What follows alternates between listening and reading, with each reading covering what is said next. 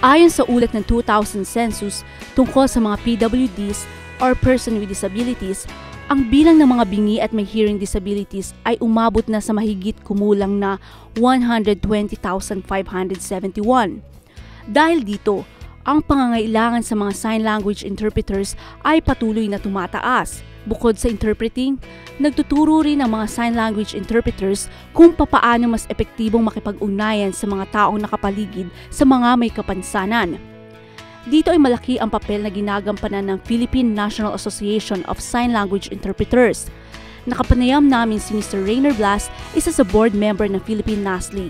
We were encouraged by the World Association of Sign Language Interpreters, or WASLI, to have one here in the Philippines. And one of the main objectives of PNASLI is for the professionalism of sign language interpreters, and also so that deaf individuals will have access to quality sign language interpreting. Ang Philippine National Association of Sign Language Interpreters ay itinatag noong May 21, 2011. Ito ang organisasyon na kinabibilangan ng mga deaf and hearing sign language interpreters at ang mga miyembro nito ay mula sa iba't ibang panig ng Pilipinas. Naglalayon ito na maitaas ang uri ng sign language interpreting sa ating bansa sa pamamagitan ng dekalidad at tamang interpreting. Sign language interpreting is actually bridging the gap between two worlds, the hearing world and the deaf world. Okay? And sign language interpreters have a very grave responsibility because we relay the message to and fro, and the thing is, it's so difficult because it's so taxing for us. Like, we have to digest everything, get the concept, because sign language is a language itself. Nais din ng asosasyong ito na ipakilalang antas ng isang interpreter na ibinatay sa level ng professional practice. Bukod dito, gusto rin ng Philippine NASLI na makabuo ng National Registry ng Sign Language Interpreters, makatanggap ng membership fees, grants, legacies, at mga instrumento na naaayon sa mga umiiral na batas. Ako si Jinky Perlustica at APRUB sa amin ang organisasyong ito.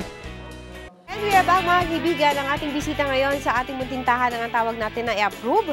Gawin natin to ay si Dr. Therese Bustos, ang Vice President ng Philippine National Association of Sign Language Interpreters. Ma'am, magandang umaga po sa inyo. Ay, magandang hapon pala. Magandang hapon din. Kasi maganda yung bukas na mukha niyo, parang morning ang feeling ko. Thank you. Okay. Anyway, yeah. Alright. Correct me if I'm wrong, but this means thank you? Thank you. Thank you. Okay, so dito sa baba. Okay. Sign language interpreters na po. Napaka-importante ng sign language. Lalo na kung ikaw ay may mahal sa buhay, may kakilala, at kung ikaw mismo ay merong special needs, yung deaf and mute. Deaf lang. Deaf lang. Oo, deaf lang.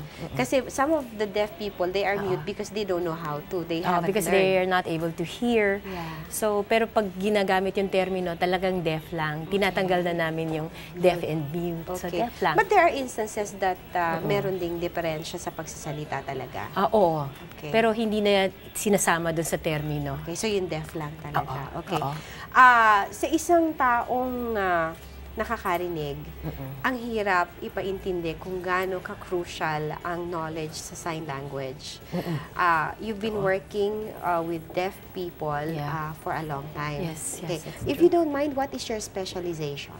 No, I do educational interpreting. I do church interpreting. Sometimes they ask me to do court interpreting, which I don't like to do. If I could avoid it, I would. Okay. Alright. But there are maraming mga Pilipino na marunong ng sign language. Hindi masyado. Actually, kaunti. Okay. Kaya parang katulad ngayon, sabi nga nila, magdala ka rin ng sign language interpreter. Hindi ako makapagdala ng kasama na sign language interpreter. But you do know the language, Yes, of I course. do.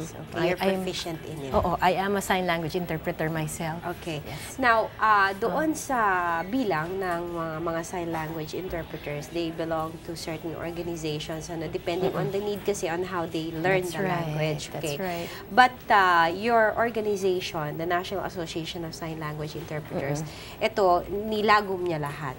Oo, parang basta association siya ng mga interpreters na iba-iba rin yung affiliations nila. Kasi may specialization din yan, ma'am, ano? Meron, tsaka kasi may mga iba sa amin nagsasign ng Filipino Sign Language. Yun nga, yes. Meron din nagsisenyas ng Signed English. So, iba-iba yan. Depende sa pangangailangan ng deaf client. At meron din tayo mga instances na, well, the Philippines has so many languages. Mind you, hindi dialects ha. Languages, actual languages. That's Kasi pag right. sinabi natin dialect, may konti lang pagkakaiba. Pag sinabi natin language, totally different. Yes. Okay. Yung mga ganong instances, meron din nagsispecialize, halimbawa, Bicolano o kaya Bisaya. Siguro ang dapat intindihin muna natin, yung sign language, hiwalay talaga siya sa spoken language. Right.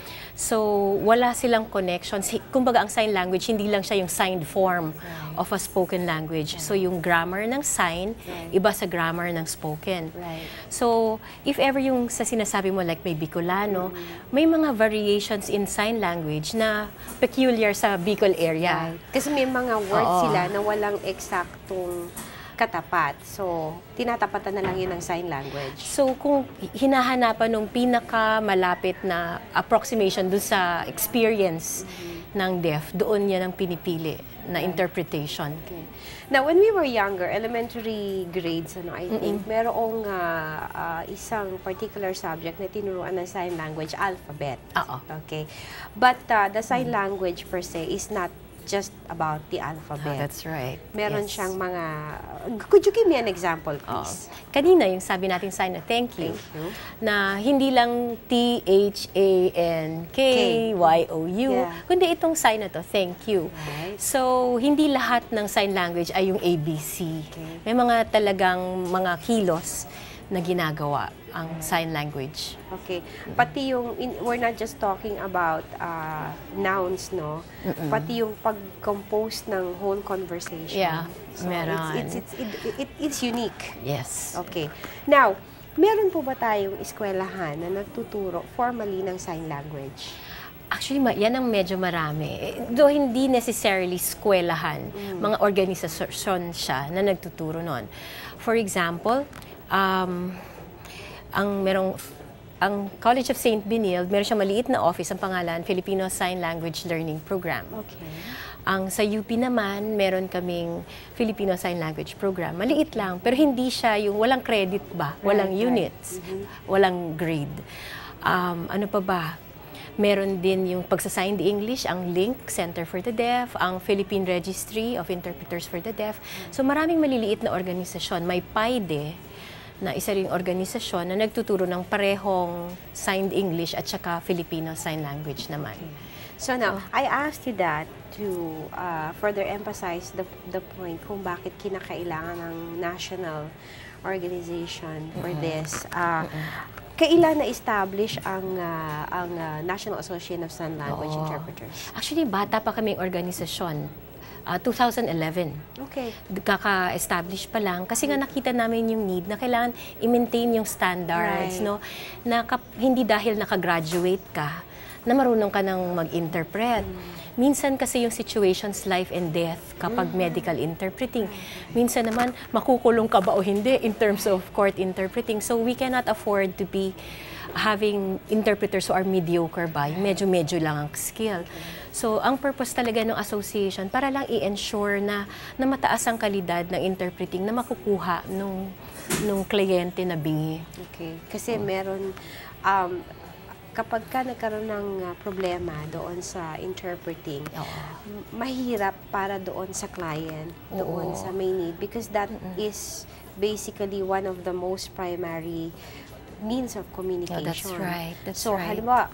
halimbawa, kayo yung interpreter, meron tayong client na deaf, hindi ako nakakaintindi. So, sa inyo dadaan yung...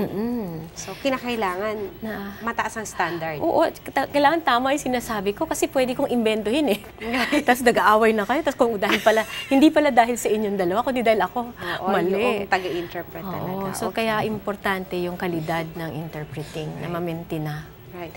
Meron tayong mga kababayan who who happen to have a parang inclination to learn the language. Pagbabalik natin, doktora, ibalita natin sa kanila yung kung saan-saan nila pwedeng ma-pick up itong skill na ito. Yeah. Sige. And it is really enjoyable because it is fascinating to understand sign language as it is happening kaysa yung i-interpret pa sa'yo. Kaya huwag kayong aalis. Magsa-sign language tayo pagbabalik na ang APRUB.